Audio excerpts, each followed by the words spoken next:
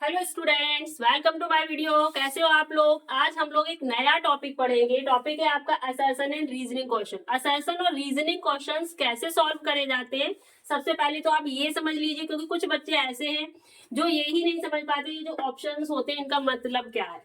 तो आपको अगर इनका मतलब समझ में आ गया तो असर्शन रीजनिंग आप इजीली सॉल्व कर लोगे। तो सबसे पहले आप इनका मीन समझो। असर्शन और रीजनिंग होता है क्या, पहले तो ये समझ लो। असर्शन में क्या होता है, एक आपको स्टेटमेंट दी जाती है और रीजन क्या होता है, उसमें उस स्टेटमेंट का रीजन दिया जाता है। ठीक है। अब इन ऑप्शंस का क्या मतलब है? ऑप्शन ए में होता है both assertion and reason are true and reason is the correct explanation of assertion. इसका मतलब होता है कि जो भी आपको असर्शन दिया गया है उस असर्शन का जो भी रीजन है, इट मीन्स वाई करने पे जो आंसर आएगा वो आपके रीजन में दिया गया है, तब तो आपका ऑप्शन ए टिक करेंगे। ठीक है। वाई करने पे अगर आप लोगों को रीजन में आंसर मिल जाता है तो आपका ये वाला ऑप्शन होता है ए। ठीक है। बी वाले पार्ट में क्या होता है, both assertion and reason are true.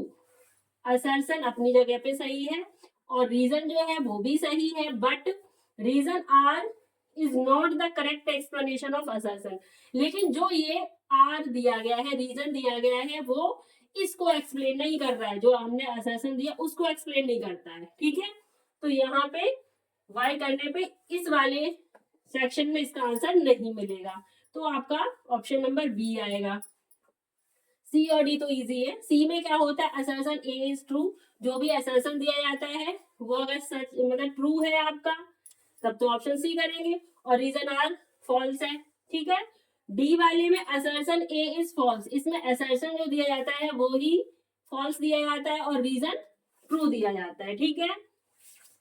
अब देखो फॉर एग्जाम्पल एक क्वेश्चन ले लेती हूँ जो कि आपके चैप्टर लाइन्स एंड एंगल्स का है। चैप्टर अगर आप लोगों ने पढ़ा है तो आप कर लोगे। असर्शन है if angle A and B form a linear pair of angle and A equal to 40 degree then B equal to 150 degree. ठीक है। इन्होंने बोला है कि एंगल ए और बी एक लीनियर पेयर बनाते हैं। देखो लीनियर पेयर क्या होता है, जब स्ट्रेट लाइन पे सपोज करिए ये स्ट्रेट लाइन है आपकी ए बी। ठीक है। जब स्ट्रेट लाइन पे कोई भी एंगल्स फॉर्म होते हैं तो उनका सम कितना होता है, 180 डिग्री होता है। उसे हम क्या बोलते हैं, लीनियर पेयर। ठीक है। तो इन्होंने बोला एंगल ए, सपोज करो एंगल ए आपका ये है एंड बी ये वाला है। ठीक है। तो इन्होंने कहा है कि ये लीनियर पेयर बनाना है। लीनियर पेयर के लिए कंडीशन क्या होती है, उनका सम कितना होना चाहिए, सप्लीमेंट्री। सप्लीमेंट्री मीन्स 180 होना चाहिए। लेकिन इसमें ए और बी को प्लस करके देख लो जरा। ए प्लस बी आपका 40 डिग्री प्लस 150, ये तो 190 हो गया। तो असर्शन तो भैया हमारा गलत हो गया ना, असर्शन ही इन्होंने गलत दिया है। Assertion is false. Assertion is false. Assertion is false किस ऑप्शन में आ रहा है, ऑप्शन डी में आ रहा है। चलो मैं रीजन पे भी आती हूँ। असर्शन इज फॉल्स, वैसे तो इसका आंसर डी है।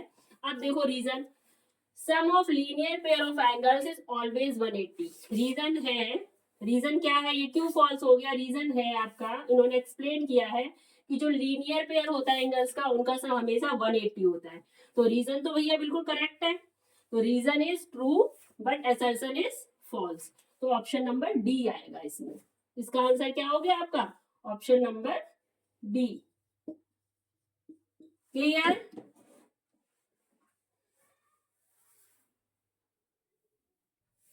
आप इसको और अच्छे से समझने के लिए एक और क्वेश्चन ले लेते हैं। नेक्स्ट क्वेश्चन है, असर्शन है आपका an angle is 14 degree more than its complementary angle. एक एंगल 14 डिग्री ज्यादा है अपने कॉम्प्लीमेंट्री एंगल से, देन एंगल इज 52। इसी में उन्होंने आंसर दे दिया कि तब हमारा आंसर कितना है, 52। चलो करके देख लेते हैं। मान लो एंगल आपका है एक्स, यहाँ पे कर लेती हूँ, एक्स है एंगल। ठीक है। इसका कॉम्प्लीमेंट्री एंगल क्या हो गया भैया, 90 माइनस एक्स। ठीक है। अब अकॉर्डिंग टू क्वेश्चन चलते हैं। इन्होंने बोला है कि 14 डिग्री ज्यादा है अपने कॉम्प्लीमेंट्री से, तो इसमें 14 डिग्री प्लस कर दो। ठीक है। अब सॉल्व कर लो इसको, तो x equal to 90 minus x plus 14, ठीक है। अब एक्स को एक तरफ ले आओ, x plus x equal to 90 में 14 प्लस करेंगे कितना आ गया 104, तो 2x equal to 104, then x equal to 104 upon 2, यानी 52 डिग्री आ रहा है, वही इन्होंने दिया है, तो एंगल क्या है 52 डिग्री। इससे ये क्लियर हो गया कि हमारा असर्शन क्या है, बिल्कुल ठीक है, असर्शन इज ट्रू। अब देखो, अब आते हैं रीजन पे। रीजन क्या दिया है, two angles are said to be supplementary of measure whose sum are 180 degree. अब इन्होंने कहा है कि दो एंगल्स को हम सप्लीमेंट्री तब बोलेंगे जब उनका सम 180 डिग्री होता है। भैया जो रीजन में स्टेटमेंट दी है वो भी बिल्कुल ठीक है, लेकिन लेकिन अब इन्होंने बोला है, देखो हमारे पास ऑप्शन होते हैं ए और बी, अब बच्चे इसमें कंफ्यूज होंगे, ठीक है, क्योंकि दोनों ही ठीक है। Both assertion and reason are true and reason is the correct explanation. क्या ये रीजन इस असर्शन को एक्सप्लेन कर रहा है?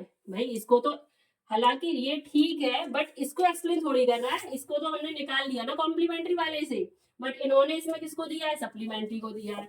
तो यहीं पे ये ए वाला तो हो गया गलत। अब आ जाते हैं बी पे। बोथ असर्शन भी हमारा ठीक है, रीजन भी ठीक है, but reason R is not the correct explanation of assertion. जो रीजन हमने दिया है वो असर्शन को करेक्टली एक्सप्लेन नहीं कर रहा है। तो ऑप्शन नंबर इसमें हमारा क्या आएगा, सॉरी ये फर्स्ट वाले क्वेश्चन का था डी आंसर, तो इस वाले का आंसर आएगा आपका बी पार्ट, ठीक है। तो इसका आंसर हो गया बी वाला।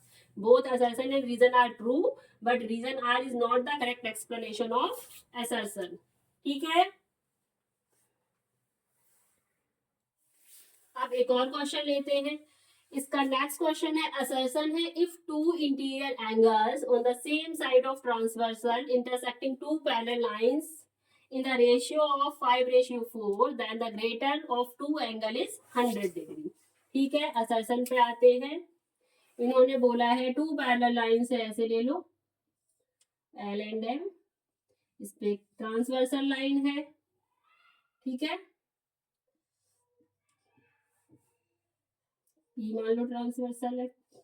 तो उन्होंने बोला intersecting two parallel lines are in the ratio 5:4,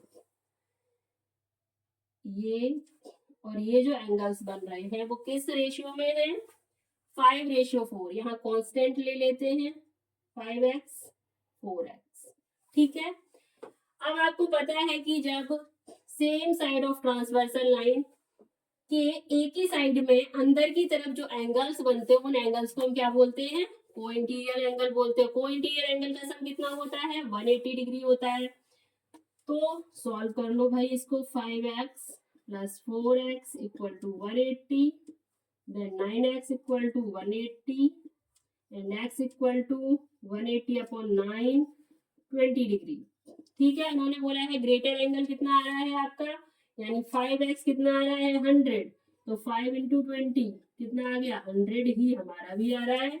it means assertion क्या है, बिल्कुल सही है हमारा, असर्शन हमारा बिल्कुल सही हो गया, असर्शन इज ट्रू। अब देखो, अब आते हैं रीजन पे।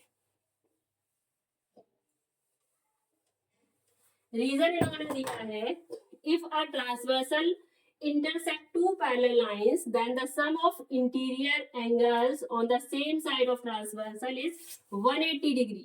तो यही वाला थ्योरम तो हमने अप्लाई किया था, इसी थ्योरम से तो किया था कि सेम साइड ऑफ ट्रांसवर्सल की तरफ जो को इंटीरियर एंगल्स बनते हैं उनका सम 180 होता है, इसी मेथड से तो किया है इसको सॉल्व। इट मीन्स इस असर्शन का जो रीजन है वो इसी में है, ठीक है। तो क्या हो गया हमारा, both assertion and reason are true and reason is the correct explanation of assertion, ठीक है। तो यहाँ पे इसका आंसर हमारा आएगा ए ऑप्शन, तो इसके लिए आंसर आपका क्या आ गया, ए ऑप्शन, ठीक है।